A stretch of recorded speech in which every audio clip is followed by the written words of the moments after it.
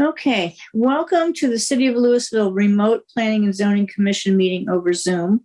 Today is April 20th, 2021, and we have a quorum present virtually. I want to give everyone listening from home some instructions on how to speak if you desire to. If you are viewing on your computer or through the smartphone application, press the raise your hand button. If you have called into the meeting, press *9 to raise your hand to speak. Once your hand is raised, staff will bring this to my attention, and we will let you speak after the item is read and the staff presentation is given. If you are having trouble using these features, please email planning@cityoflouisville.com or call 817-938-4409 for assistance from staff. The first item on our agenda for tonight is to approve the minutes from the April 6th, 2020 joint meeting with the Overlay District Board. And if there are no corrections or additions, may I have a motion? Move to approve. Motion by Alvin. Second. Second by Karen. We will do a roll call vote. William? Aye. I also vote aye. Alvin? Aye. Karen? Aye. Aram? Aye. And Francis? Francis?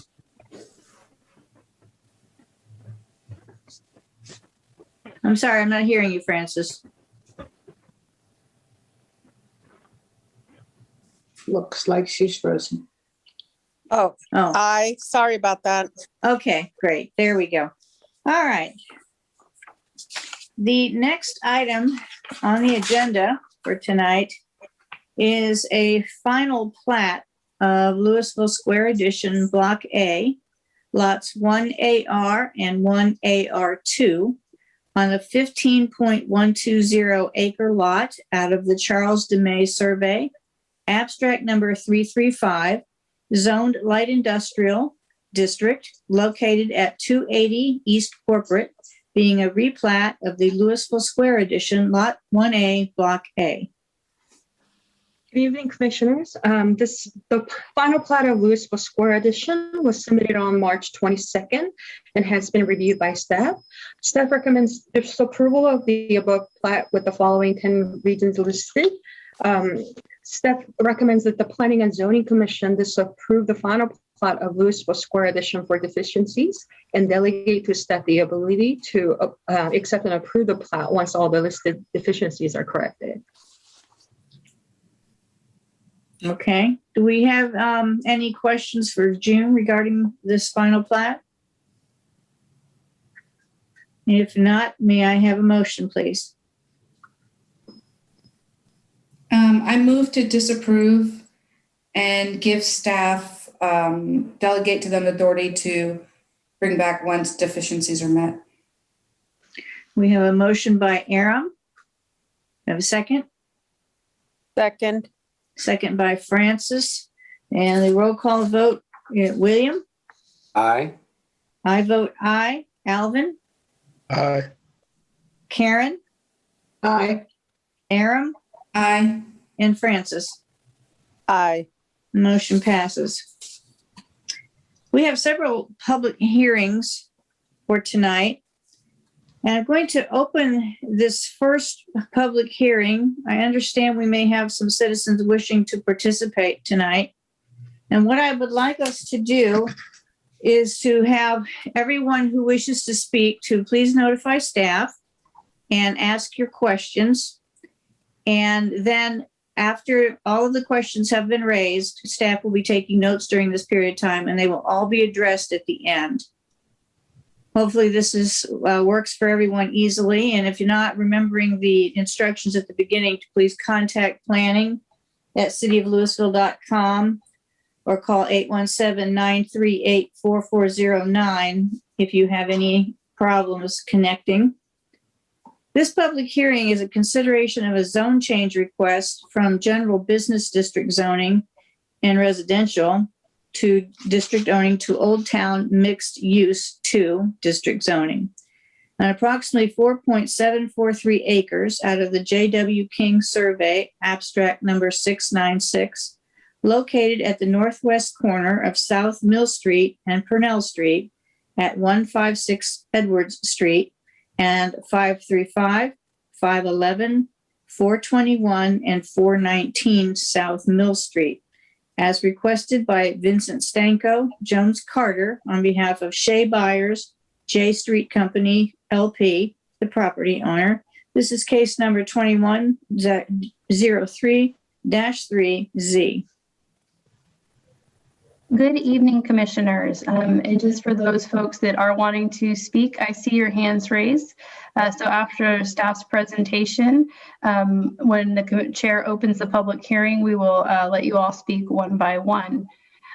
So I wanted to give a brief presentation about this request. So let me share my screen here.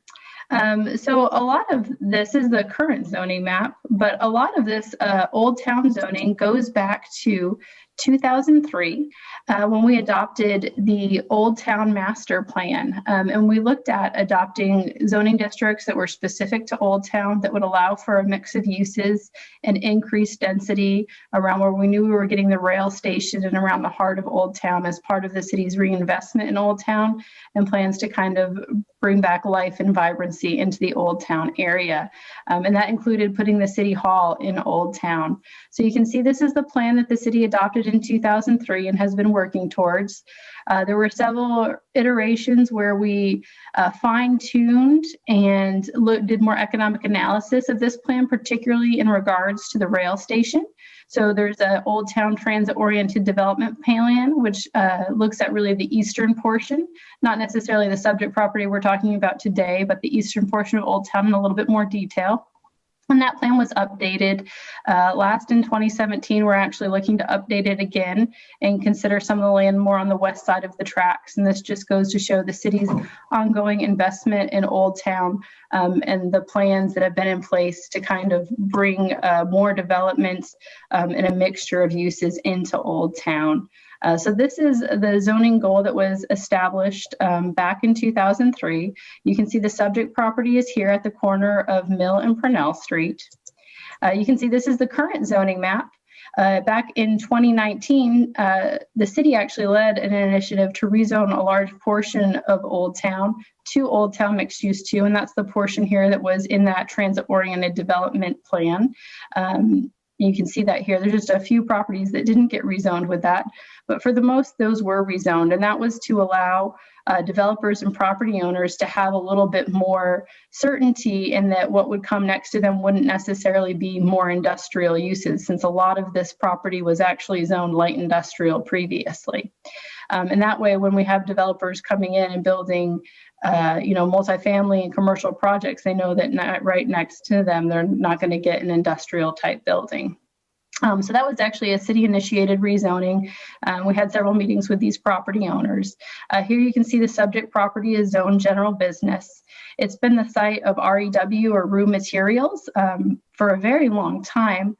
That property was actually considered, or that use was considered legally non-conforming in the general business district zoning. They've since relocated elsewhere in Louisville where it's zoned light industrial and where it's more appropriate for their expanding business. They were outgrowing this space here, and that use really wasn't conducive to the city's visions for Old Town or even being adjacent to residential such as it is, being more of an industrial type user. So here you can see the outline of the subject properties that are requesting to rezone to Old Town Mixed Use 2. They are primarily zoned general business. There's a little sliver on the far west side, which still shows as R7.5 on our zoning map, but for the most part, it's a general business. And the proposed zoning request tonight is to Old Town Mixed Use 2. Old Town Mixed Use 2 does allow for a wide variety of uses. Single family, multifamily, commercial, and mixed use buildings are all permitted within the Old Town Mixed Use 2 zoning. It also does allow for increased heights of buildings. The applicant is proposing to build a multifamily development. It would be 4 stories in height. You can see this is the concept plan. This is Mill Street, and this is Purnell Street. So for the most part, their buildings will front along Purnell Street and Mill Street with parking in the rear. They will have a lot of surface parking. They will have some tuck under garages on the back sides of the buildings. They have a few tandem spaces right here where I'm moving my mouse. They also will have a number of carports and garages, and then a small outside dog run area on the west side where residents could take their dogs to stretch their legs and relieve themselves. Now this site plan is not being approved with the zoning. The zoning is a straight rezoning change to Old Town Mixed Use 2. This is just to illustrate to everyone what the developer intends to do with the property. The site plan is not finalized. It is still going through staff reviews. And then here are the proposed elevations. There's a good amount of brick on the elevations as well as stucco. The applicant has the corner of the building at Mill and Purnell on an angle to really kind of be a welcoming feature into the Old Town area. They're also using a little bit of metal as kind of an homage to the previous tenant, REW Materials, and what was there on the site previously. So again, this is a straight rezoning change from general business in R.75 to Old Town Mixed Use 2. Staff is recommending approval of this zoning change as it is in compliance with the city's long-term plans for the area since 2003 when we adopted the Old Town Master Plan. Staff is here for questions, and the applicant, Shay Byers, is here as well. Okay. Before I open the public hearing, are there any questions for staff? Yeah, I've got a couple. I assume there's, although I know it's not, the site plan's not finalized yet, I'm assuming there's would probably be a fence on the back side of the property next to the residential. That is correct. So adjacent to the residential, per our Old Town design standards, they would be required to put in a 6-foot fence. It'd have to be an opaque fence. It could be a wooden fence, but that would have to be along the residential properties to the west of this development. Okay, so 6 foot. Okay. And how much of this site was the R7.5? Because I couldn't see it on any map. You just pointed it out today, but it's just a small sliver. Just, yeah, a small sliver here at the very west portion. Okay. Okay. And let me just I forgot to, let me pull up the letters. We did receive several letters in opposition from the adjacent neighbors on Edward Streets and on some other streets as well. And we forwarded those along to the commissioners. We did receive one that came a little bit later in the day that we forwarded along to you all. So let me pull those up for you.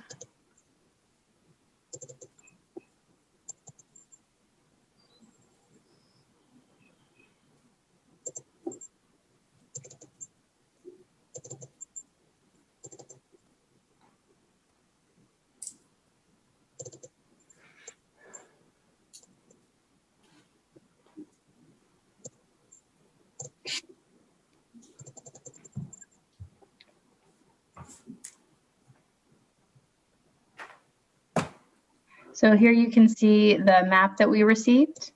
And then these properties with the hashing over them are properties from which we received a signature in opposition that are within the general area.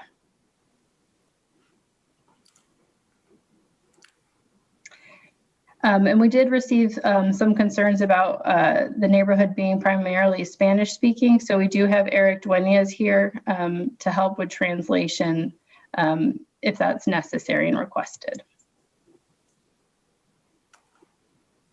And how long has this property been vacant so far? I want to say REW moved out about a year ago into their new site. That's correct. About a year. Construction for several years.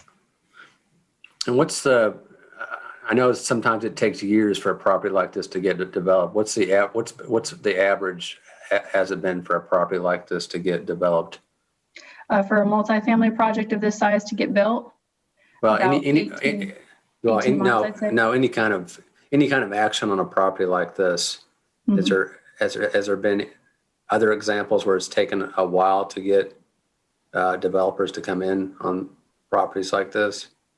Yeah, the Economic Development Department has worked to attract developers to Old Town on other properties. I think one that's under construction is the Aura Old Town. That project took quite a while for someone to find interest in to want to develop. Okay. The overall process related to this property, or at least the ongoing effort, has been about 5 years. Working with the previous property owner, the current the tenant that was part of it, to get them relocated, finding them appropriate site, taking them through the development process for that site, and then get constructed and moved in. So at this point, there's been about 5 years of effort in the overall process. So this, we're really probably more than midpoint through. The entire big picture from start to finish. Yeah, so this is not just a small effort here. This has been a long process to get to this point. There's been a lot of moving parts. Now, particularly early on, it was observed with as Michelle mentioned earlier, that the business was growing and therefore their truck traffic was growing. About that same time, the school district made plans to move the elementary school, and we knew that was a recipe for disaster. It was a big safety issue with the truck traffic, and therefore, we worked really hard to relocate them to provide a more appropriate use that would complement the vision for Old Town. And was there any interest on this property other than this developer that would have brought something else to this property? Not that I'm aware of. Okay. There may have been a few other developers expressed interest, but it would have been for a similar type of multifamily type of urban style living project. And this is something that you see very typical in Old Town areas, Old Town Carrollton, Old Town Plano, West 7th Street in Fort Worth. Very typical type development that you see that aids in the revitalization of walkable urban village type communities. And was there retail on the lower? Was there retail on the lower floor that they're proposing? There is not with this request. Okay. They are doing a kind of the leasing area will be a kind of at the hard corner where they'll have sort of the main entryway, and the ceilings look a little bit higher. There's a little bit more windows to kind of designate that area as not really residentially occupied, but it is not for anyone other than, the leasing and any amenities for the residents. Okay, thank you. I have a question. What about the intersection right there on Mill and Pennell? Traffic wise, y'all studied that yet? Because the kids going to the school coming across on the south side in front of it. If they get dropped off, then it's not I hadn't seen a crosswalk there. So have y'all put that in consideration? Yeah, and we're, obviously the Mill Street project, I think you all have seen the work that's being done to improve Mill Street. And we can certainly work with the school district to look at crosswalks and anything that might be necessary. This development will have a point of access from Purnell Street and also one from Mill Street. Okay. Thank you.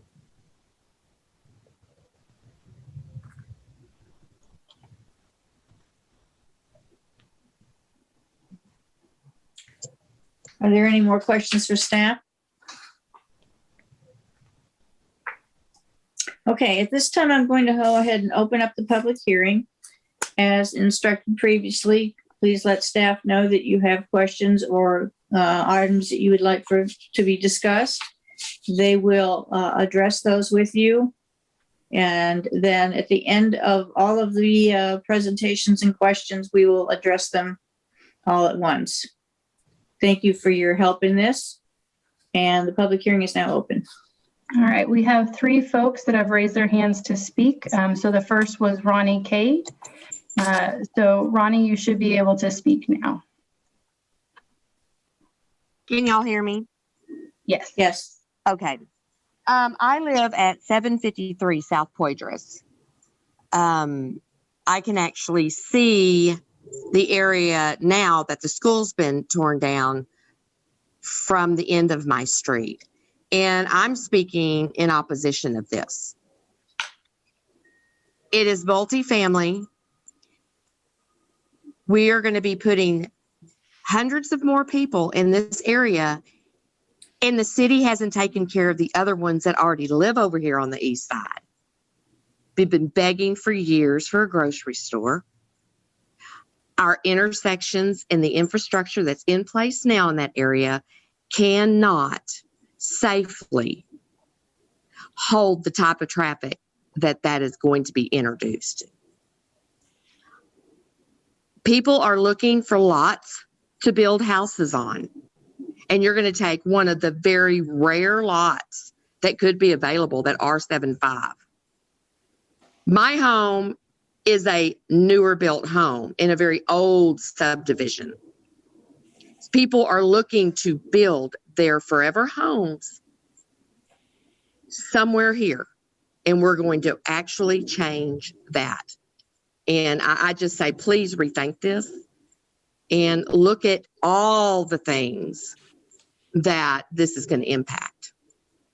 Thank you for your time. Thank you, Ronnie. Our next speaker is Katie. Katie, you should be able to speak now.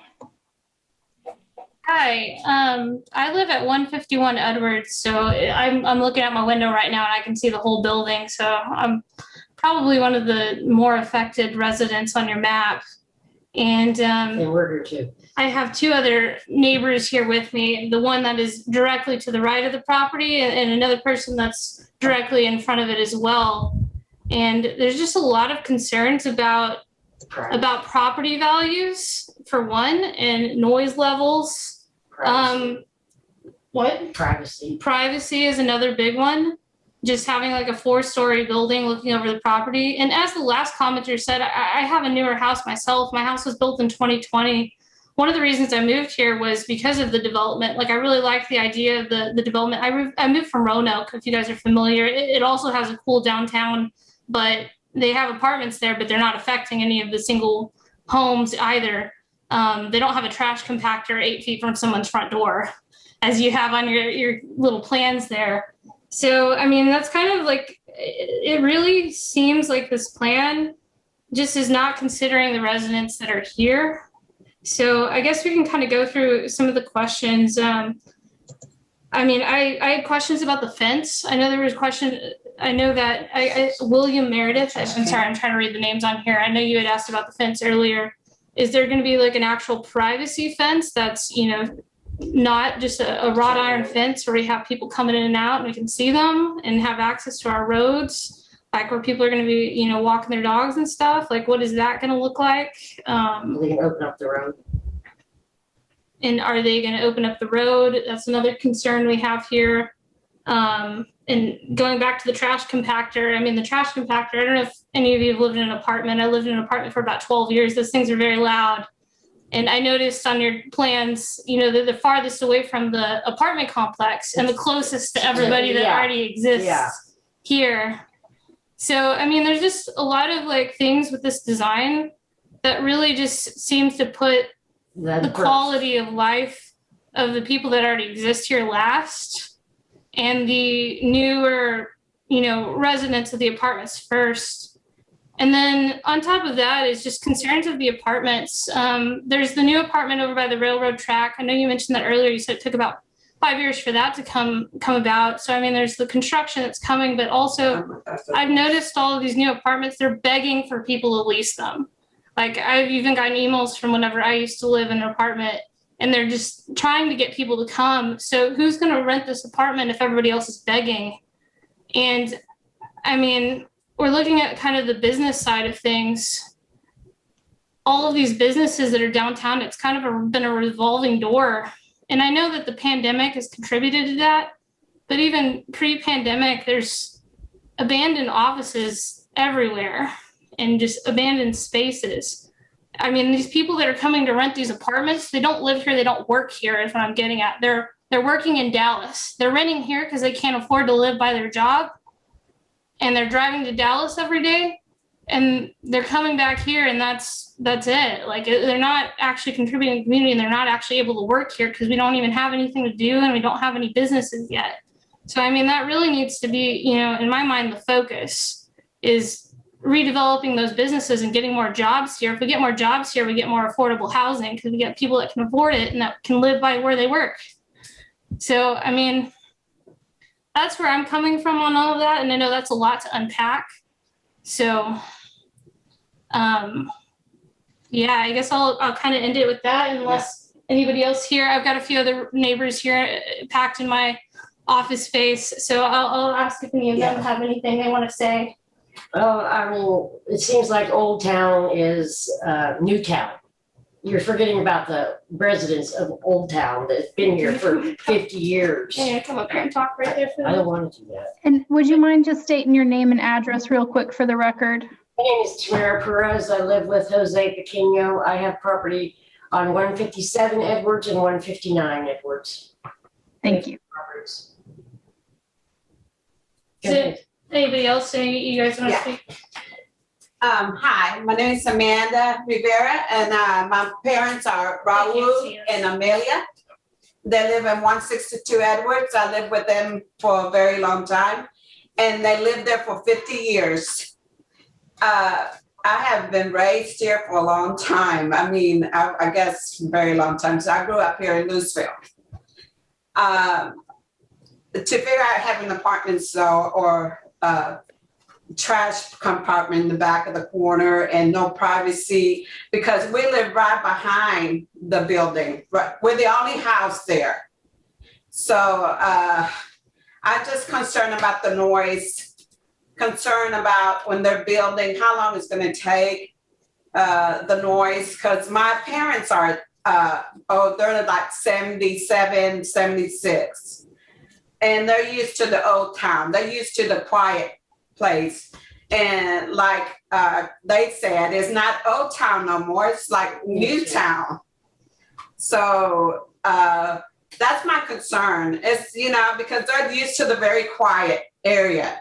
And now it's like they're saying that they're not happy about what's going to happen. And I'm not sure what's going to happen. I'm just concerned about it.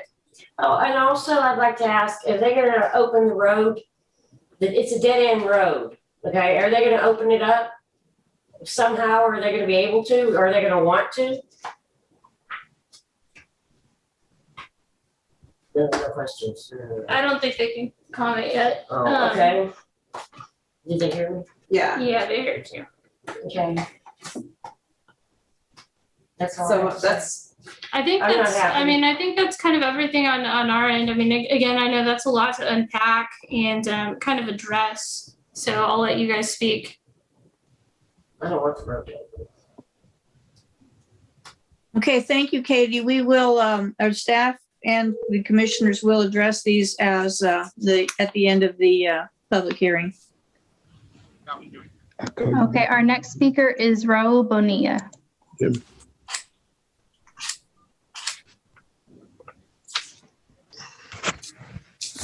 And Raul is using a little bit older version of Zoom, so he'll be rejoining us as a panelist so that he may speak.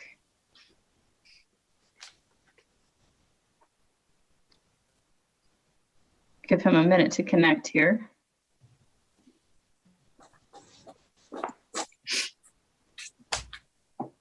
Raul, can you hear us? Can you speak?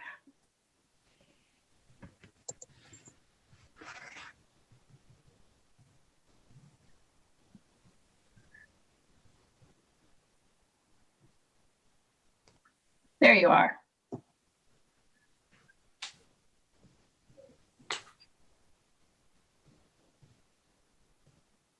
Please go ahead, Raul.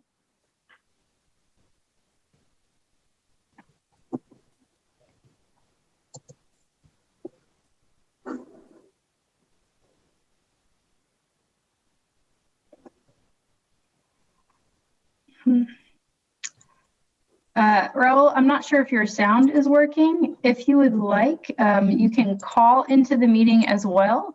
The toll-free number is 888-475-4499. And then the webinar ID is 958-2084-5735. It is on the front of the agenda if you have that.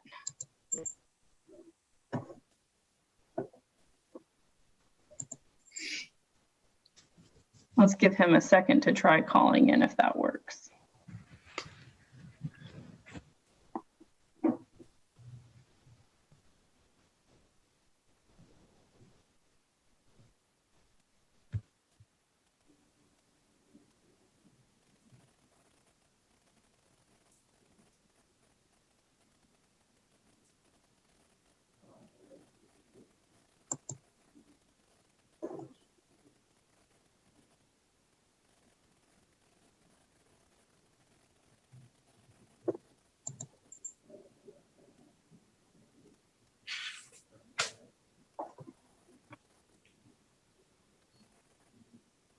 Hello? There you are. Okay. I'm sorry about that. I don't know what happened. We can hear you now. Okay. So I wanted to address the first thing that one of the commissioners talked about, and he talked about safety. I'm a retired UPS driver. I've drove for UPS for 30 years, and I've delivered to a lot of apartment complexes.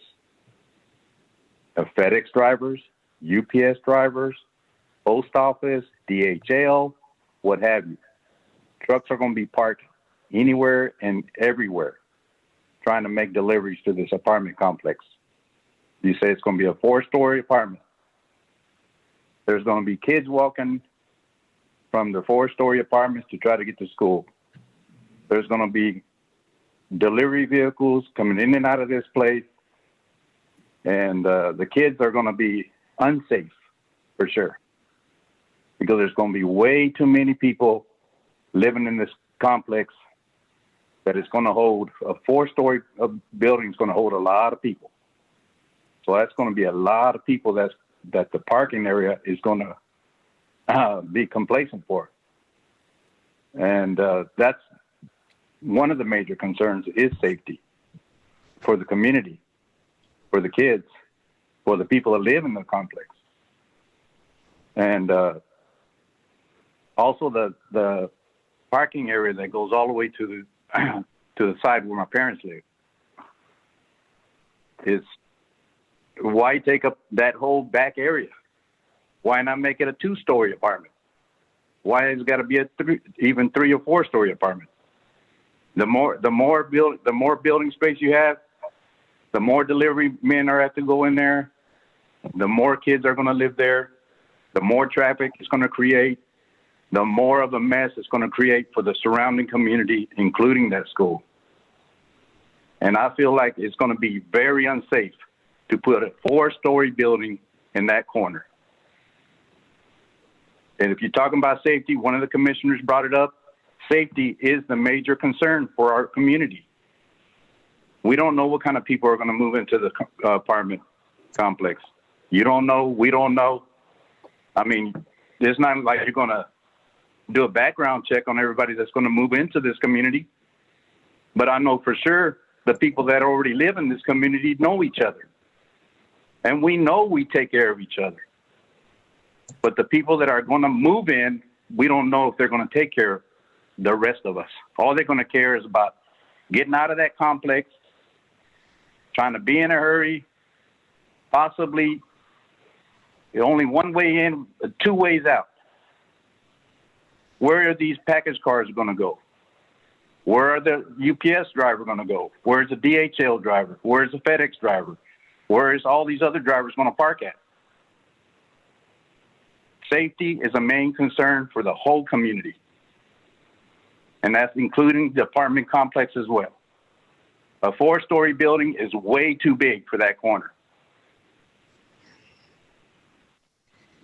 And I think the noise level is going to be a very big increase. The dumpster where it's located in the back, The way that whole back parking lot extends into the neighborhood, I don't think that's a great idea. I think they should have finished out that neighborhood, if anything, rather than extending the parking lot all the way back. You want to make Old Town be Old Town? Make it look a lot better than what they're proposing to be.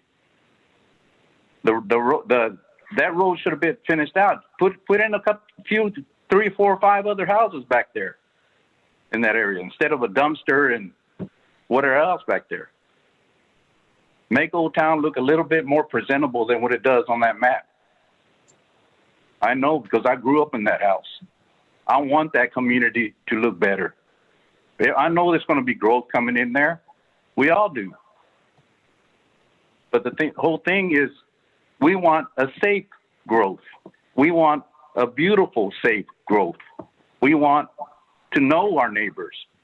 We don't want to not get along with everybody that's moving in there. I think that if we have a safe growth, I think we'll get along better.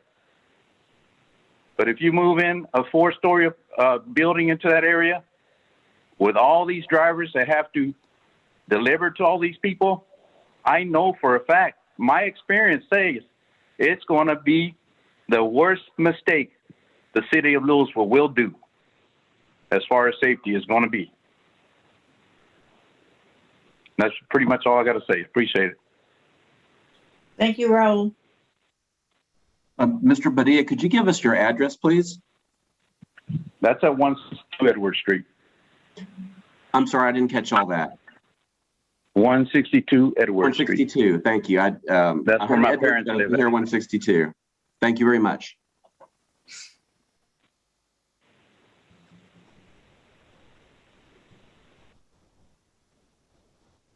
Okay, I do not see any more hands raised. If anyone else likes to speak, there is a raise your hand button at the bottom of your screen if you scroll over it. I believe it's *9 if you're calling into the meeting.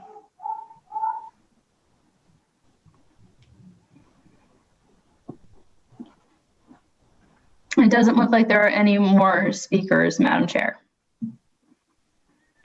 Okay, at this time, we will go ahead and close the public hearing and address the concerns that have been presented to us this evening. Yeah, so starting with the traffic concern, Mill Street is on our thoroughfare plan. It is designed to hold quite a bit of traffic. Purnell Street is also a collector street. The property will not have any drive connections to any of the existing streets. Those will all be fenced off, so the traffic will be coming in purely from Mill Street and Purnell Street. Mill and Purnell is a lighted intersection. It does have crosswalks. They could very easily be improved, and as part of our Mill Street improvements, we can kind of look into that, but we didn't see a traffic concern with this property. There will, in addition, there will be on-street parking. So that delivery trucks and so forth could potentially use that on-street parking that is along Mill Street. Most of the parking will be gated. There will just be a few spaces before the gates. Most of the residents will have gated access into the community. And that will again be from either Mill Street or Purnell Street, as opposed to Edward Street or any of the streets on the west side of the neighborhood. So that was a concern. I know the trash compactor was a concern. I've spoken to the developer.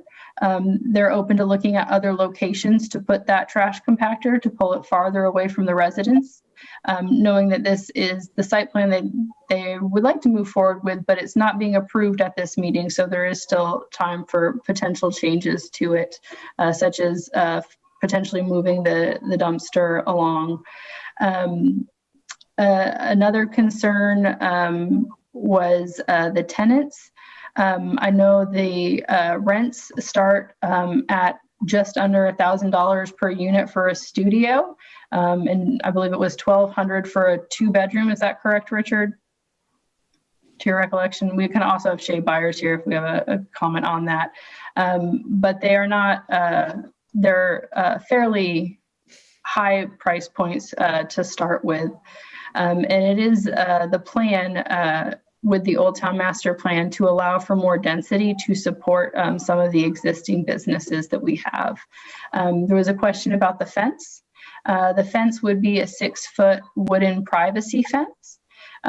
So while it's 6 foot tall, it's kind of your standard fence. It would not be open style adjacent to residences. They would do open style adjacent to the street with shrub screening. And then obviously their little dog area would be fenced in as well. And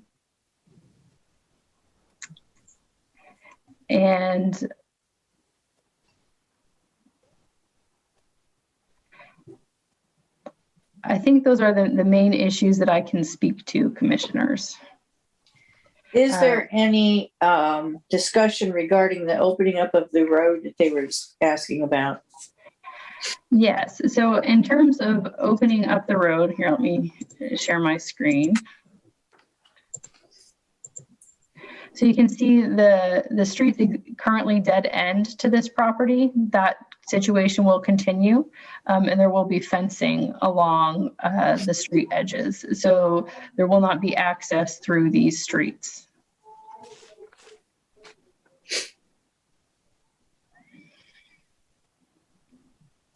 How many units are they proposing? I don't remember if I saw that anywhere.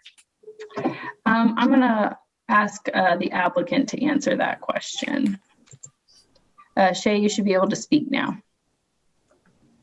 Good afternoon, City of Louisville and Planning and Zoning Commission, as well as City of Louisville stakeholders. Yes, the answer to your question on density and a number of units is a timely one. It's 213 units.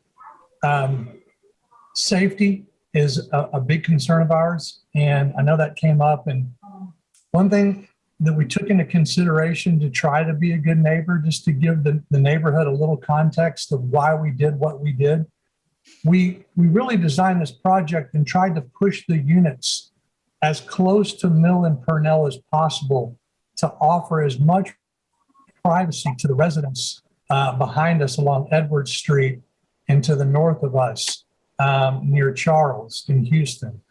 We wanted to give them that privacy. We're more than willing to. We want to do a privacy fence. 6 feet, I think, is the minimum. We would be happy with going a little higher if that sort of helps soothe some anxiety there.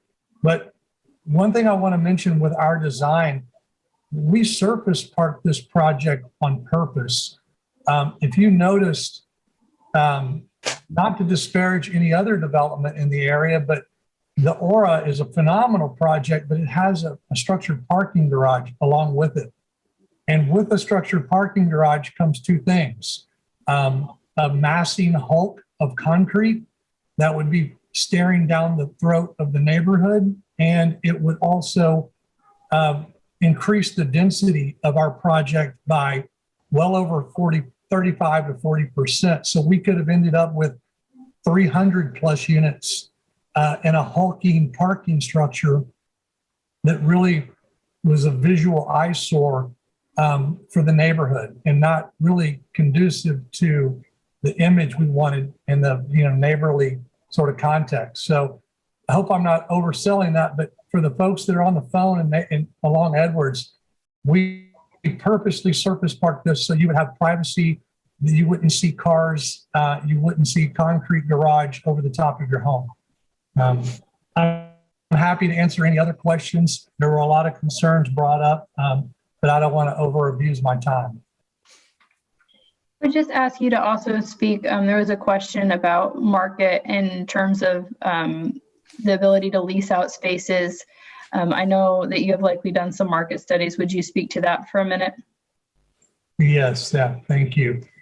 Yes, we did. We've actually done 2 market studies, one in 2020 and then another one that was updated at the beginning of this year, understanding that COVID was potentially impacting, for better or worse, this project. Our lender, as a requirement of the underwriting to get the loan to do the project, really needed us to go to the market and prove up the demand. And, the demand that we're seeing, quite frankly, for these for the authenticity and the uniqueness and the walkability of places like Old Town are overwhelming. Folks are, quite frankly, moving to the suburbs for all the reasons the residents already live there for. Peace, convenience, walkability, access to retail. And that narrative is just growing. So there's a strong push towards these places, very unique, authentic places like Old Town. And we tried to create the most social, I guess, the most responsible building that we could that really blended into the character and charm of what Old Town is. Our apartments aren't cheap by any means. This is a market rate apartment development. A studio, which by the way is 525 square feet, starts at $1,055, and the 2 bedrooms start at $1,650, and we have 4 3-bedrooms that start at $2,450. These residents that will live here will have real jobs and be, probably just as invested in the neighborhood as the folks that have, bought property there. One other thing that we designed on this project to be, again, good neighbors, socially responsible, with safety in mind. We put the mail center on the on the Mill Street side near the corner purposely. We have the mail center there so that when the UPS driver or DHL or whoever it may be can pull up without having to turn right onto Purnell. They can hop out of their vehicle without having to pull back into the property or along Purnell, pull up along Mill Street. We'll have a designated area there for them. They can hop out, go right into the mail center and come and leave. That hopefully keeps traffic off of Purnell. And like Michelle said, it's a lighted intersection with a crosswalk. So we're trying to pay close attention to those issues when we design this project. One other thing, safety. We manage property. It's the DNA of our company. We've been in the management business since 1994. We manage millions of square feet of commercial office, multifamily, and retail across the country. We do background checks on every single person that lives at our property. Real background checks, not just credit checks, but criminal background checks. Are we 100%? Do we get catch every single thing? Probably not, but we do our due diligence, and not just anybody walks off the side of the road and leases in any of our buildings. And one last thing on that, as a part of our development, we tried to, again, and being a good neighbor, to the north of our project, we've left some land behind for a city park. These aren't final plans. We don't know if this is 100% for sure a go, but we designed a green space, a buffer, which would be a give to the city of Louisville and to the residents, that they'll be able to access that city park and sit there and have a lemonade and walk their dog. And it's going to be on the north side of our property. It's going to be an east-west connector between Mill and the homes along Edward. So it'll be fenced off and gated and landscaped and well kept. So all those things went into us trying to really develop the right project here. We hope you guys will reconsider, understand your concern. And we're here to talk about moving the trash compactor. We missed that one. Oops, sorry. We originally had it up at the very north end of the property, right by the dog park, right by the green space. And we pivoted on that and said, who wants to see a trash compactor when they're hanging out, with their family in the park? And so we moved it. We do have a limited site here. And so I guess we need to get creative and rethink that. We want to get that in the right spot.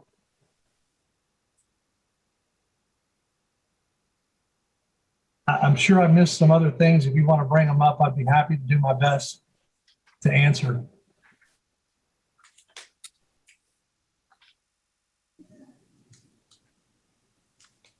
I've got several I think questions. that covered, yeah.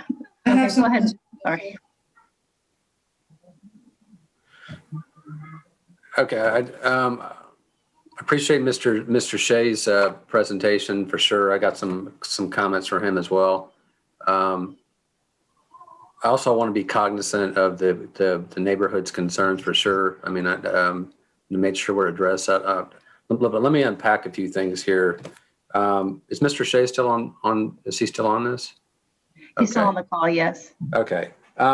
Is it possible? I know on the back side where that fence is going, is it possible to do an 8-foot masonry fence on the back side there where the homes are at?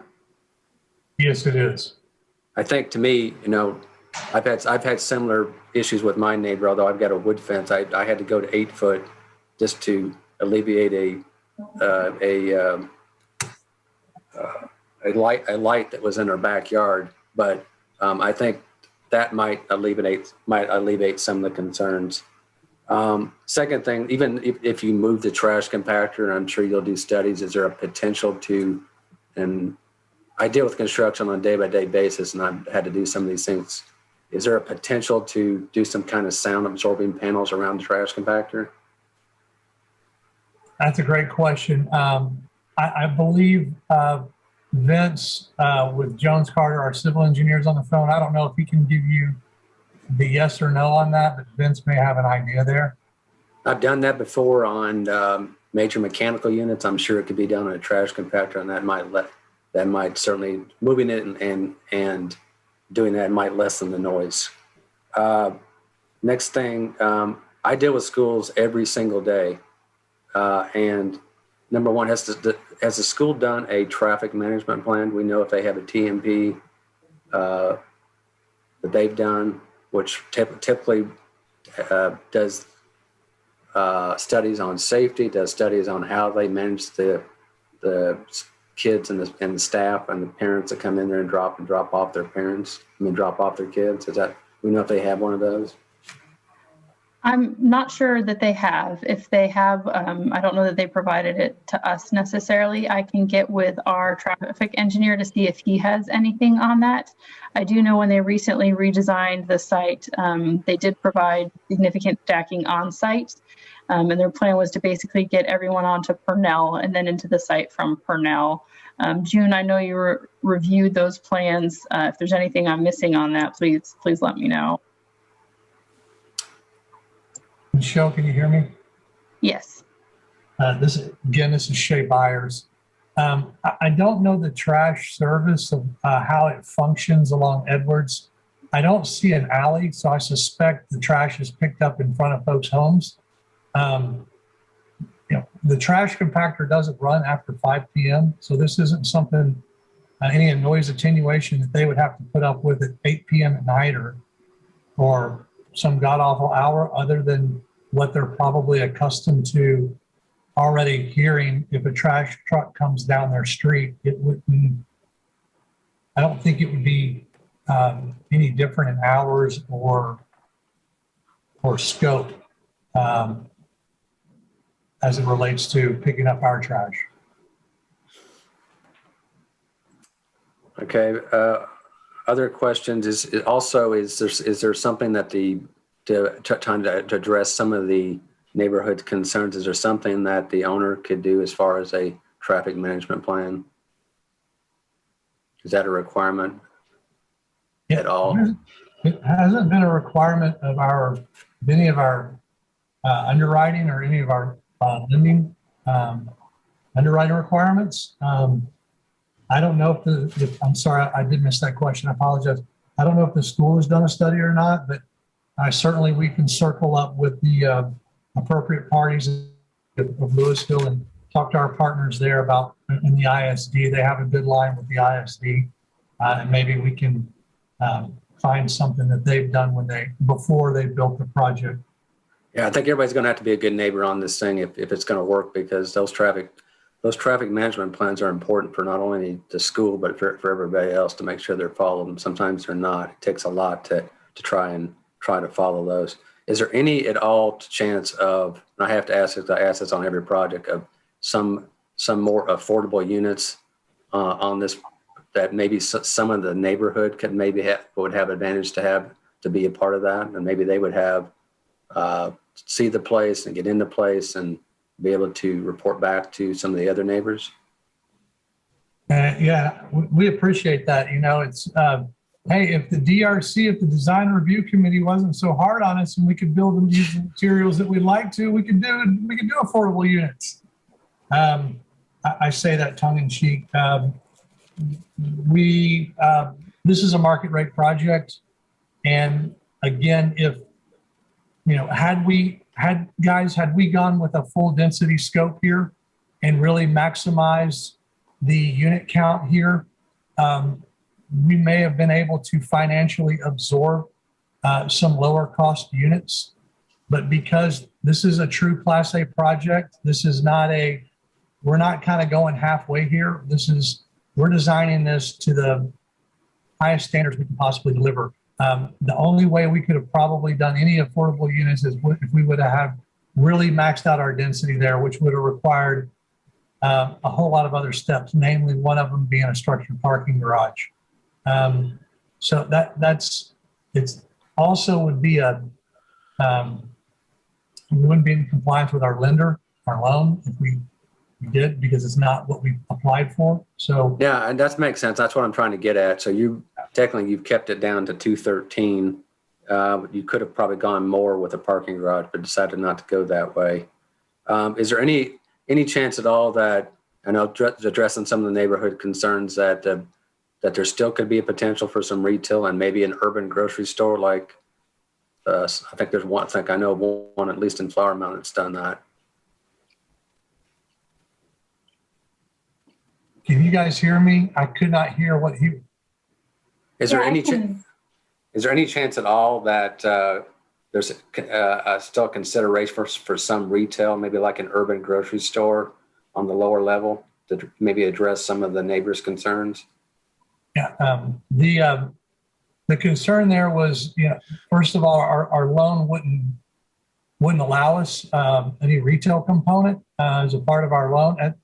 In the era of COVID, retail is kind of the King's X of all financing sources. That in a hotel right now, it's as I believe Miss Katie noted, a lot of the retail has suffered around Old Town, and that's been ubiquitous in every market that we work in. Retail is a tremendous challenge right now, and we would virtually get zero added value for that retail. We can't park it. If you really want to create a parking logistics safety nightmare, you put something retail oriented there where people are pulling in and out, getting their coffee, talking on their phone, and trying to get out to work at 8 o'clock in the morning, and they're trying to buy a Starbucks coffee with kids running across the road. We just felt like logistics, safety, and then the underlying King's X of COVID, that retail really was untenable at this time. Okay. And even with that, I can address the grocery store issue. I know our economic development team has been aggressively pursuing grocery stores and have spoken with various experts in the grocery industry of various size grocery stores, small, medium, large. They've all looked at Old Town, and the market is just not there yet. They said it is emerging. And if the Old Town does continue to redevelop at the density that is illustrated in our long-range plans, that it sometime in the near future will be feasible for a small grocery store to be feasible. I do know that there is a team of developers looking at that possibility in this very near vicinity. I can't give too many details. It's all very conceptual at this point, but it does take additional residents to make a grocery store work in the area. Like I said, that is something that the economic development staff has been looking at extensively over the past couple of years. But we are getting closer to reaching the critical mass that we would need to support one. I have a question.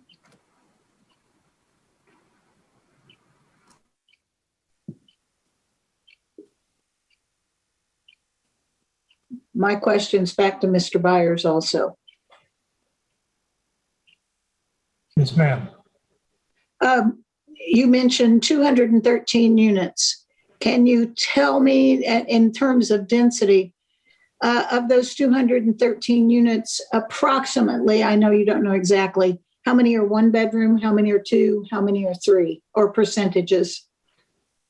Yes, ma'am. I do have those percentages. Let me pull that up. We have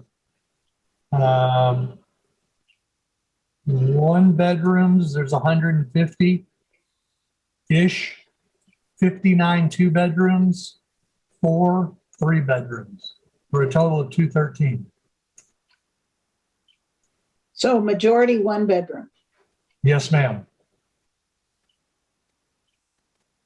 Thank you.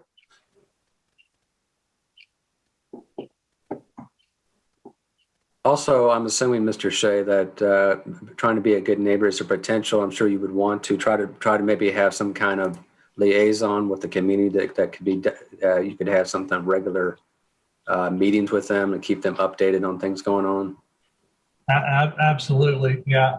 You know, I've got my partner on the phone, Stan Ferentz, and Stan is really our president of our company and is the brains behind our management operation. So I don't really get into the day-to-day management component, but I know that, you know, being community focused and being a good neighbor and making sure that we're all looking out for one another, it's actually really important to us. I know it maybe sounds cliche, but if our residents are being mugged and their cars are being broken into, there's this thing called the internet and they tell on you.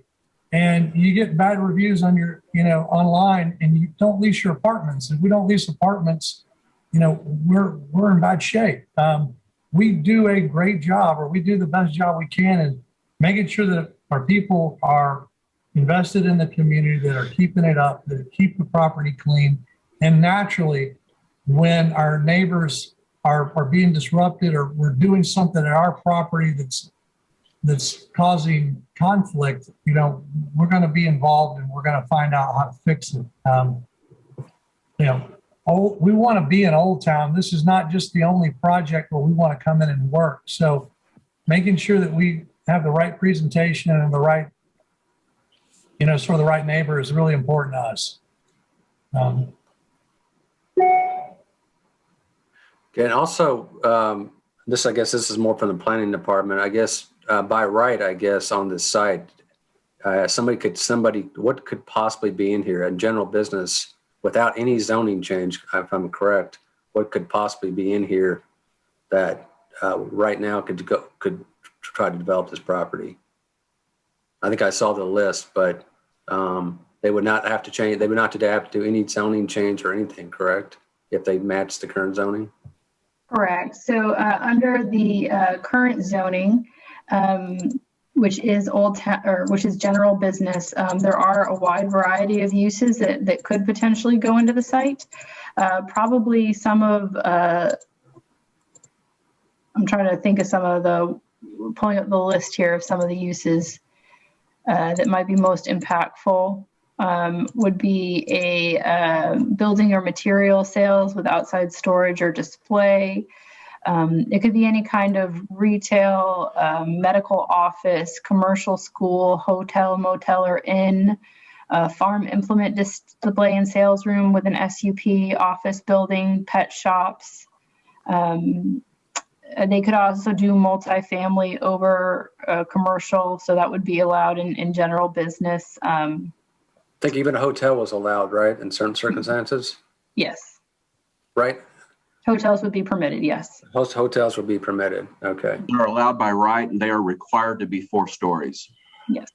So right now without any without any zoning change, they could go in there and build a 4-story hotel with the current zoning. That is correct, as long as they meet the appropriate setbacks. Right, as long as they meet the setbacks. Mm-hmm. And correct me if I'm wrong also, is that this property, the the Old Town Mixed Use 2 is part of the 2025 plan, correct? That was recommended for this area?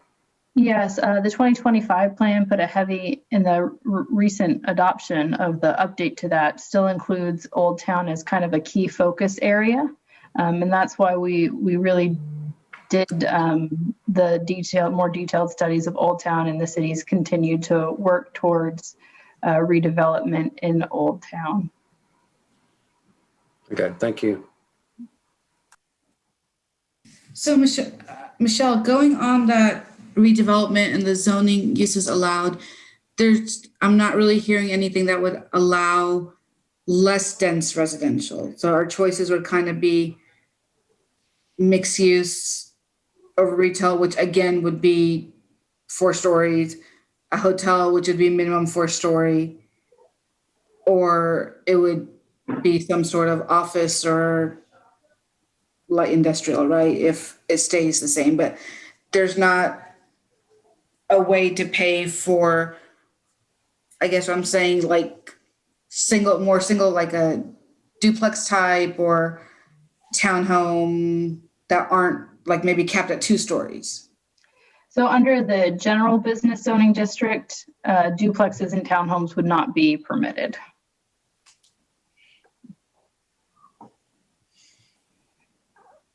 There's a wide range of uses, again, allowed in the Old Town Mixed Use 2 district, which is what's proposed. And really, we're only talking tonight about the zoning part. We're not talking about the site plan. We're just talking about the zoning, which still has other things that could be done other than what's proposed currently, correct? Correct. So the zone change is a straight zone change request. So this site plan would not be binding. It's not a plan development where the site plan would be binding. It's just a straight zone change request. The site plan is provided just to illustrate the applicant's intent with the property.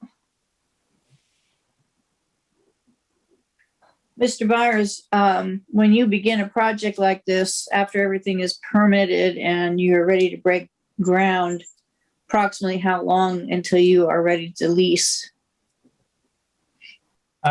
Great question. This building is, there's 2 buildings here. So what we typically do is phase it. So we look to sort of roll in our tenants as we move through the building project.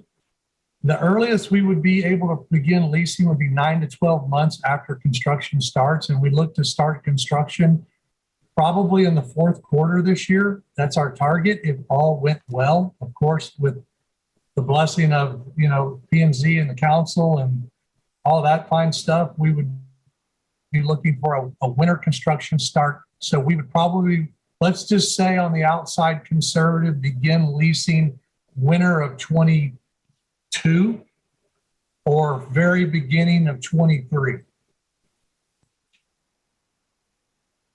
Thank you.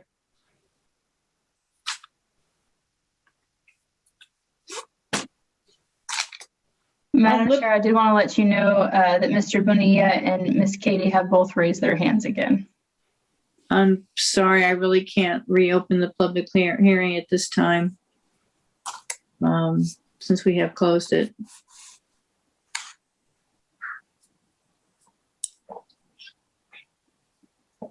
This might be a good time to mention to all of our residents that are tuned in that this is not a final decision tonight. The Planning and Zoning Commission's role is to make a recommendation. There will be a second public hearing. Right now, it is scheduled before the City Council on May 17th. So this is not the final decision. There will be another opportunity to speak on this topic, and staff is also available. But moving forward between now and that council meeting to provide information, clarification, and answer questions.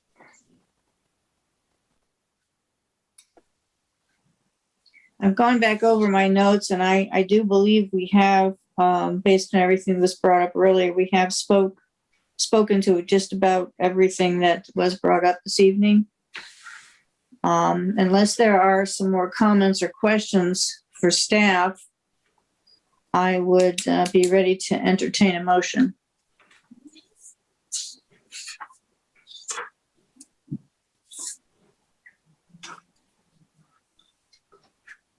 I want to thank the owner for the presentation. I was well received. A lot of your comments. I also, when I do this, have to listen to the neighbors' concerns as well. But I think after looking at everything that we've looked at, what you've talked about, what they've talked about, I think all we're talking about tonight is just the zoning. And considering that, I think this property could have a 4-story hotel, even a cemetery or a brewery. I think that, and knowing that the realistic realities of what the cost and COVID and everything is right now, I'm going to make a motion to approve. Motion by William.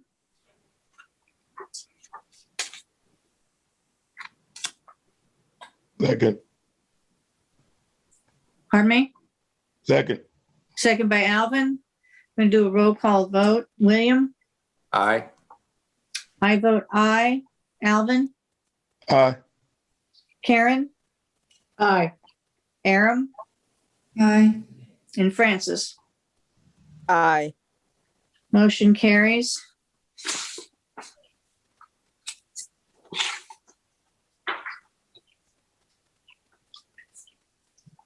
The next public hearing is a consideration of a zone change request from a specific use district to light industrial district on approximately 42.734 acres, legally described as Lot 11R, Block A, Riverview Industrial Park Edition, located at the southwest corner of Stonewall Drive and Huffines Boulevard, as requested by Barry Hudson, Dunaway Associates, on behalf of Christopher Henderson, Salem Radio Properties, Inc., the property owner. And this is case number 21-03-2-Z. Good evening, Commissioners. So this zone case is tied with the SUP that will follow after it. So I'll discuss the zoning first and then discuss the details of the SUP with the next item. Give me 1 second. Salem Media owns this approximately 42 acre parcel of land. This is located south of Business 121, about a 1/3 mile from Business 121. This property currently has 4 large telecommunication towers on it that are held up with guy wires. These towers are each 391 feet tall. It has a zoning of SU, a specific use. And they are proposing to gain a zoning of light industrial. As you can see on this zoning map, this is largely Louisville's industrially zoned area. It's primarily heavy industrial to the north, light industrial to the east, heavy industrial to the west as well, and specific use to the south. Just for some context, there's a concrete company to the west, and then the landfill is located directly to the south.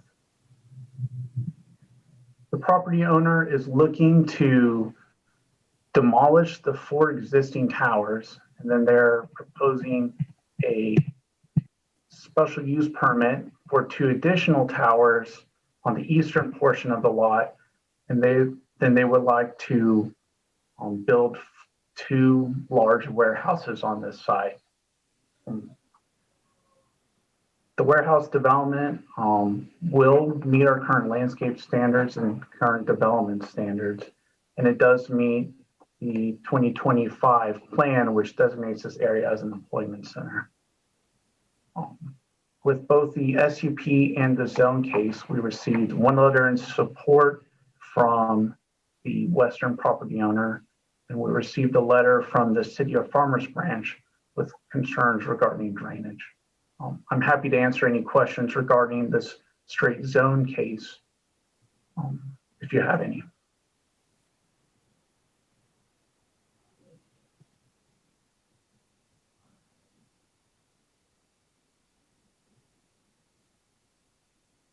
I believe the applicant is in attendance as well.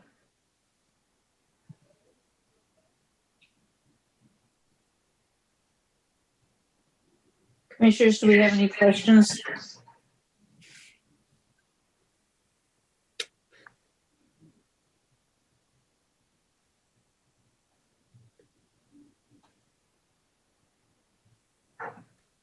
Michelle, should I open these public hearings separately, even though they do concern the same property and one is an SUP, or consider them separately? We can read them both together and open the public hearing jointly. Okay. Do we have any questions for staff regarding the zone change request? Okay, I'm going to go ahead then and read for the second public hearing on this property for the SUP. And this is a consideration of a special use permit for 2 communication towers on approximately 42.734 acres, legally described as Lot 11R, Block A, Riverview Industrial Park Edition, located at the southwest corner of Stonewall Drive and Huffines Boulevard, Zone Specific Use District, with a proposed zoning of light industrial as requested by Barry Hudson, Dunaway Associates, on behalf of Christopher Henderson, Salem Radio Properties, Inc., the property owner, case number 21-01-1 SUP. Commissioners, previously in Louisville zoning code, cell towers and communication towers and the like required a specific use zoning. This is no longer the case, and they're allowed to be requested through a special use permit and are allowed in the light industrial zoning district. With the zoning of light industrial, the applicant is proposing, as mentioned before, 2 new towers that this SUP, they're requesting with this SUP. The 2 new towers are replacing the 4 existing. And once again, the 4 existing were 391 feet tall, and they had guy wires supporting them, took up the majority of this site. The 2 new towers will be 283 feet tall. So the towers will be much shorter and take up a much smaller area of the site. They'll be located off this existing gravel road. You can see both tower locations here as proposed with this. They're also proposing a transmitter building, which will be located near Tower 2. I want to give some quick context for this site that I failed to mention with the zone case, just about the future of this area. Let me go back to the location map. So right now, our corporate drive expansion is going to expand our corporate drive from Sam Rayburn to 35. And you can see right here, this is the area where that corporate drive will be located. This project is currently completed in design with the city of Louisville. It's funded, and right now the city is acquiring right away. It's proposed that the construction of this road will start in the next year or the next few years. So this road is moving forward fairly soon. Huffines Boulevard is also being proposed. It's in our thoroughfare plan, and it will be connected south.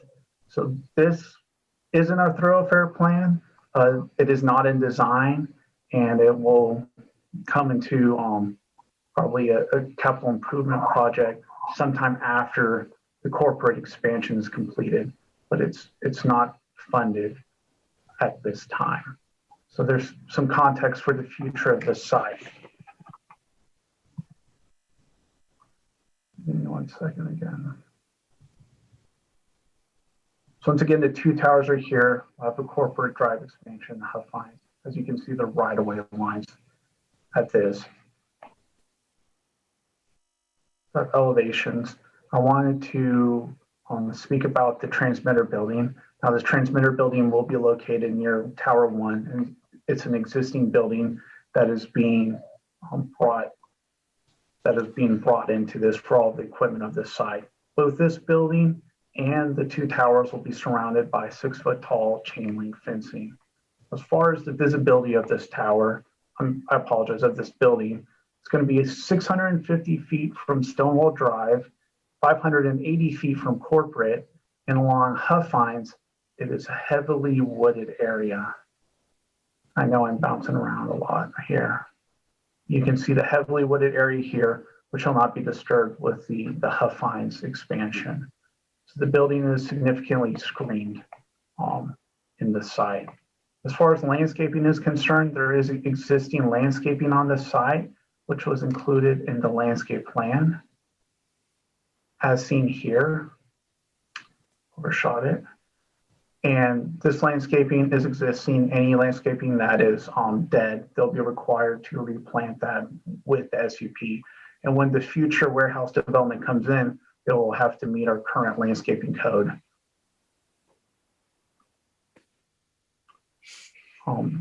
With that, I'm happy to answer any questions. I know the applicant is available as well for questions. What is the issue with Farmers Branch? So Shane Davis from Farmers Branch does have his hand raised, and surely be able to explain his concerns. Mary Ellen, do you want to open the public hearing to allow him to speak? Sure. We'll go ahead and open the public hearing for the zoning change request and the SUP at this time. We do have one speaker with their hand raised, Mr. Shane Davis. You should be able to speak now. Evening, Commissioners. Shane Davis, Director of Sustainability and Public Health, City of Farmers Branch. Do you need my address also, Michelle? Yes, please. Okay. 13,000 William Dodson Parkway, Farmers Branch, Texas, 75234. Thank you.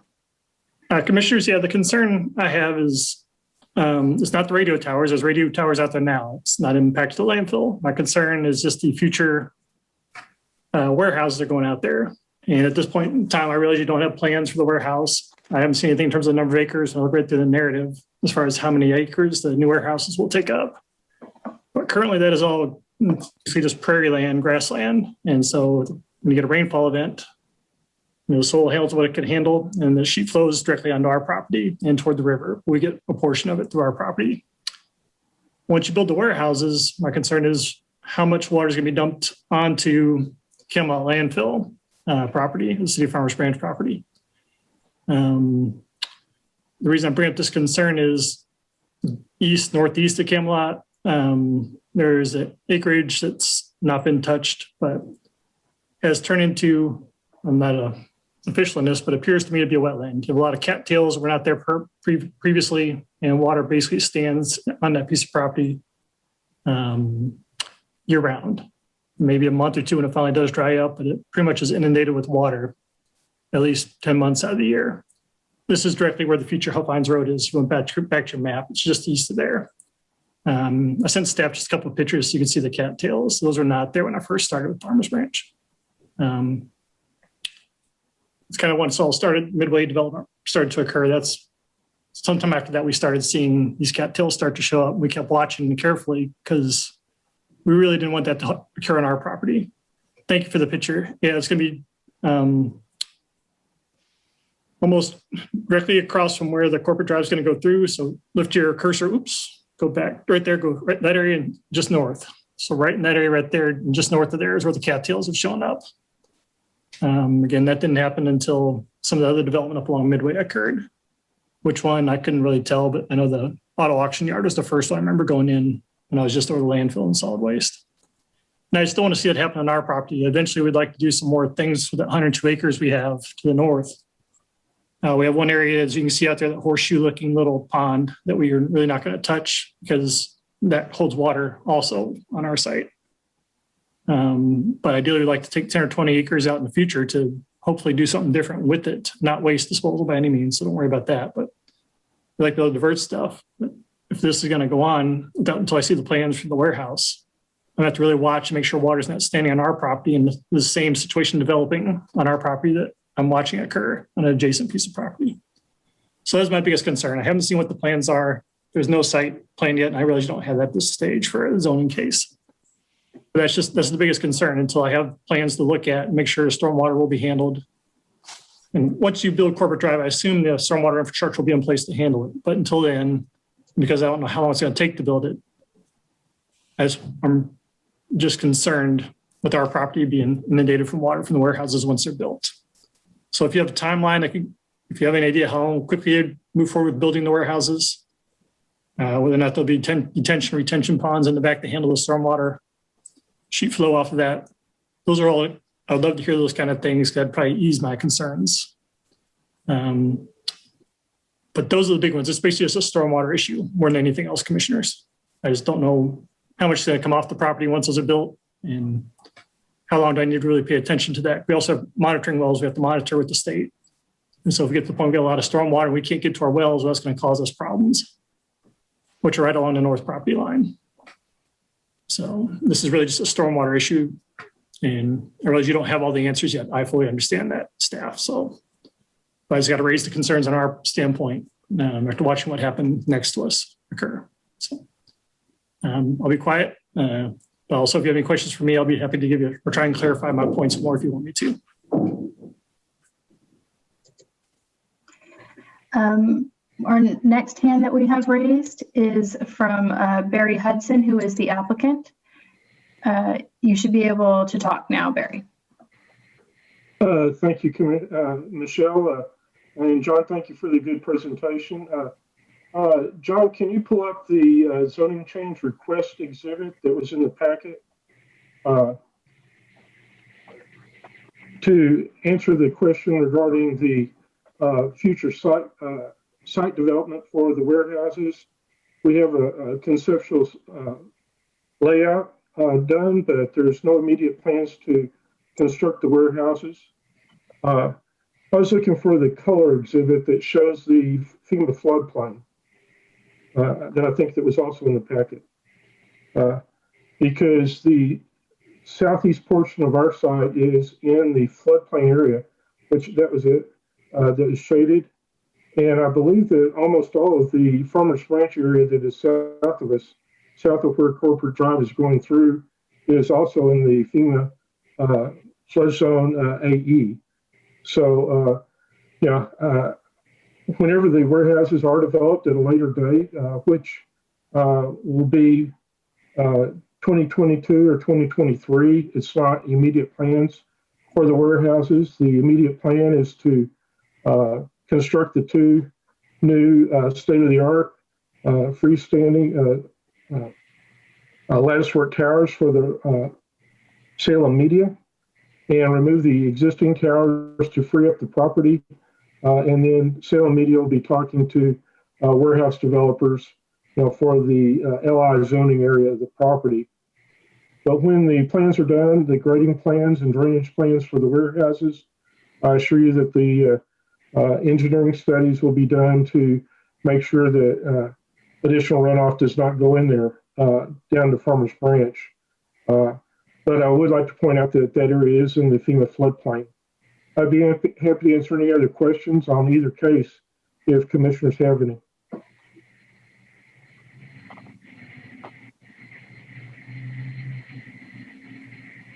And Mary Ellen, I don't see any other hands raised on this item.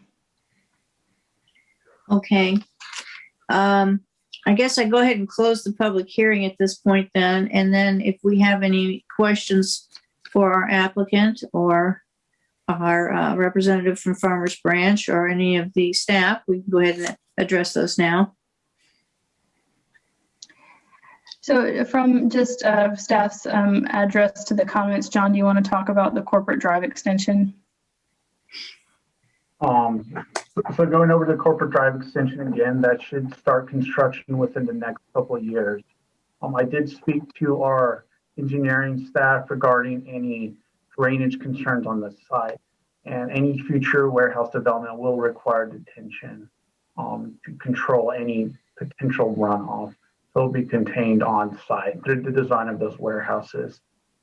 We've only seen strictly conceptual warehouse drawings. So the first step really was the special use permit and the zone change request, as Barry mentioned earlier.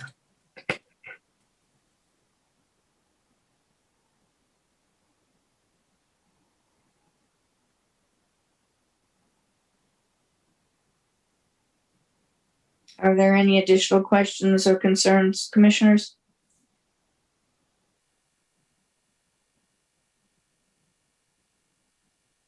Okay, since we are actually addressing two different things, I'm going to go ahead and ask for motions on these separately. And I'd like to entertain, please, a motion first on the zone change request.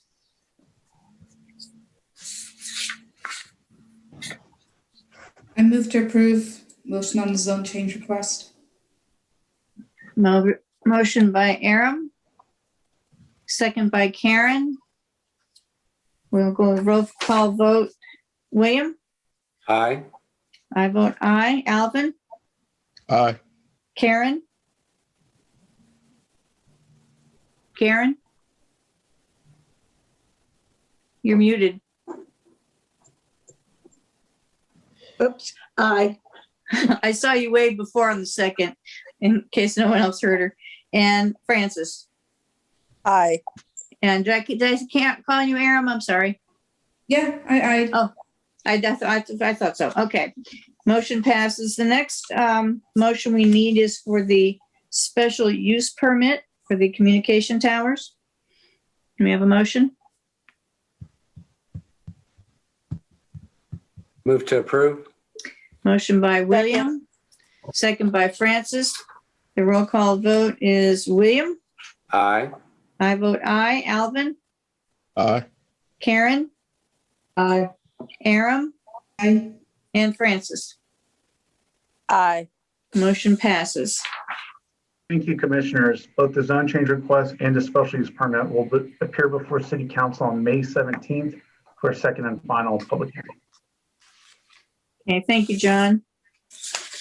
Our final public hearing for this evening is a consideration for a recommendation for amendments to the Louisville City Code, Chapter 17.5, the Interstate Highway 35E Corridor Overlay District, consisting of the addition of a new definition for restaurant, standalone, the addition of expanded development application request categories to Table 1, applicability matrix, the revision of on-site parking, building color, building material, and building entrance requirements, and the addition of modified standards related to acquisition of property by a governmental entity for right-of-way purposes.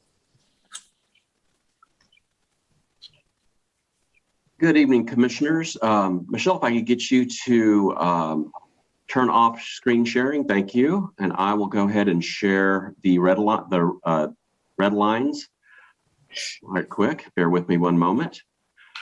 The amendments that are being brought forward are basically very repetitive alternative standards that come, particularly like the number of colors. We see a lot of requests for alternative standards for additional colors.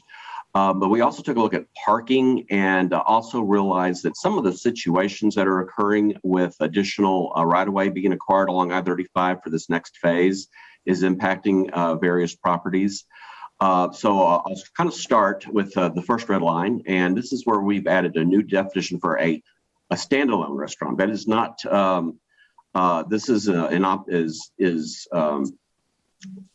comparing basically a standalone restaurant that is that occupies the entirety of a building, compared to in a mixed use type situation where you have various other uses mixed in with the restaurant within a building. So it would be one use amongst other uses. And then moving on, our applicability table, this lists different scenarios and kind of at a glance gives a user an idea of what different regulations or standards are going to kick in based upon the extent of their application of the request. And as you can see, we did change some of the verbiage here in this first part as far as existing use with no change in building area versus an increase, because we are starting to see some situations where building size may decrease depending on the situation. So we wanted to make sure we capture all the various scenarios that could occur. Down at the bottom of the sheet, we did clarify in this situation when you have a change to any street-facing facade that those requirements would only apply except that the architectural regulation shall only apply to the street-facing facade being changed. So again, providing a little bit more clarity there, depending on the situation. This next page of the applicability matrix, we did add a footnote where in this situation where there is an increase of a building, that an ESP may be required instead of it being mandatory, because there are some situations where it's not necessary to submit a full-blown engineering site plan. Then finally, on this third page of the applicability matrix, we do have 3 new situations basically added. One of those deals with the decrease of a building area. And again, we're starting to see some examples of where that could possibly happen. Or also as categories added for the reduction of parking spaces. And then finally, acquisition of right-of-way by a government entity that doesn't really impact a structure. These are usually typically the situations where just a strip is being acquired. So it's wiping out landscaping or just that first row of parking. So again, this is just kind of showing which sections would apply. So going further into the core subdistrict regulations, the change proposed here is dealing with parking. We do realize that there are some parking standards where the blended rate of 1 per 300 would not work. That would be like for churches, bowling alleys, exhibition halls, funeral homes, theaters, sporting arenas.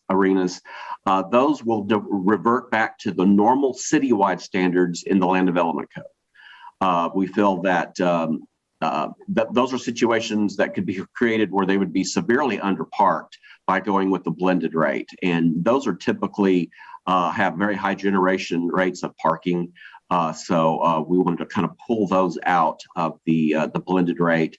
And then the other exception, as I mentioned earlier, are the standalone restaurants, and those would be at 1 space per 100. So that could be a fast food restaurant or like an Olive Garden. We want to make sure that those type of uses do have adequate parking. Moving forward, we did add a new provision in here on building materials and colors. This item number 3 addresses tilt wall buildings that utilize tilt wall construction that are 50,000 square feet or more. They are allowed 20% brick or stone on their street-facing facade, and then a minimum of 15% brick or stone on all other facades. This is very similar to what is now required in our landscaping ordinance for tilt wall buildings throughout the rest of the city. It's a little bit higher standard because, of course, we are looking for more of an enhanced feel to the aesthetics of buildings in the corridor.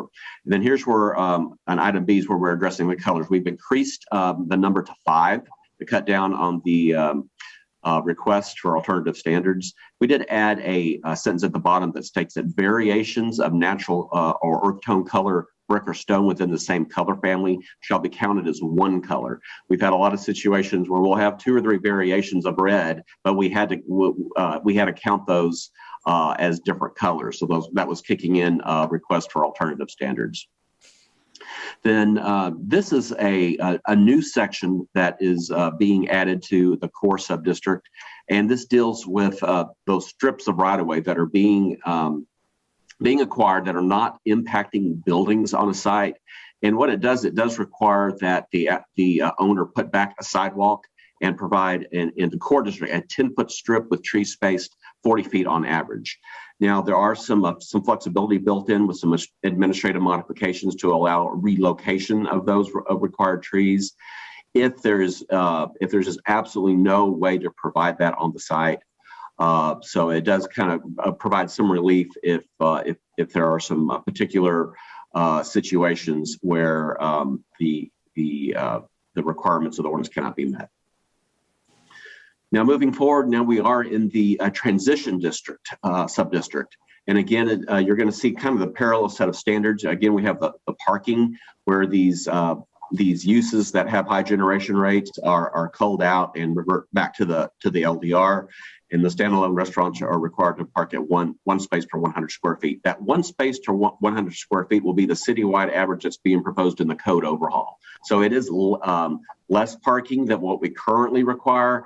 I'm sure you remember during our meetings going over the provisions of the code overhaul, it was found that the city's requirements for restaurants currently are just way overparked.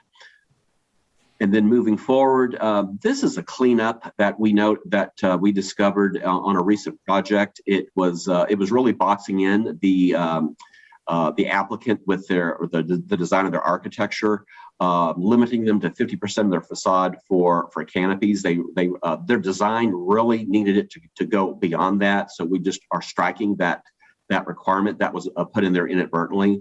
And then we just added clarifying language that the trees within the secondary walkway shall be planted 40 feet. So again, that's a provision that does provide shade.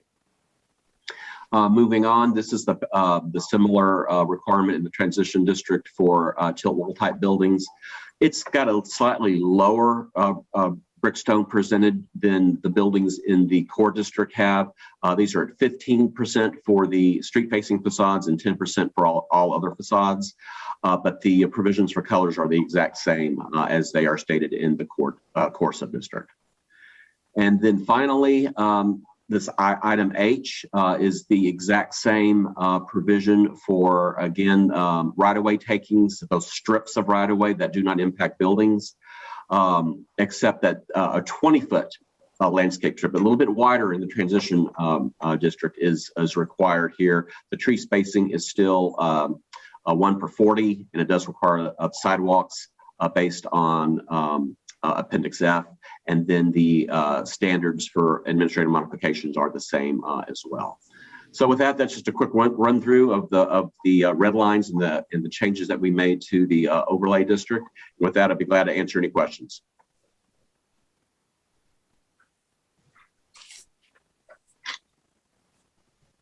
And if there are no questions, I believe we'll be ready to open the public hearing. Okay, commissioners, any questions for Richard? Just a comment. I'm really glad to see that variations of color to be a single color as opposed to having to approve 7 colors of white. Good comment. Anyone else? Okay, at this time, I'll go ahead and open up the public hearing.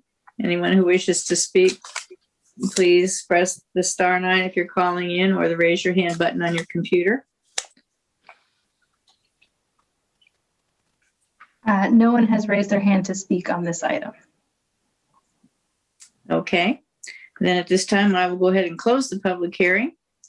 And if there is no discussion, I will go ahead and call for a motion on this item.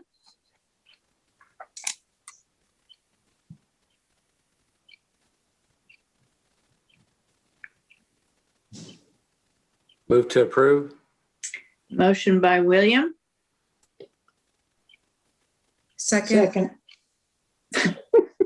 Pick one. I'll go with Aram. I heard her first. And we'll do the roll call vote. William?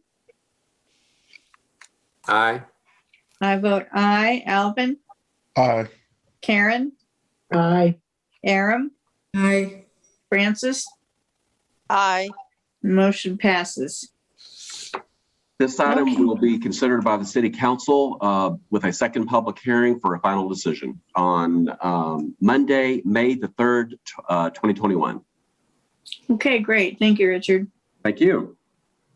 Okay, our final item is adjournment. May I have a motion? I move to adjourn. All right, this time I heard Karen first. Motion by Karen. I second. I just want to break my fast. I've been fasting and I'm about to pass out here. Aram. Second by Aram. We'll do a roll call vote, please. William? Aye. I vote aye. Alvin? Aye. Karen? Aye. Aram? Aye. And Francis? Aye. We are adjourned. Thank you, everyone. Good night, everybody. Aye. Good night.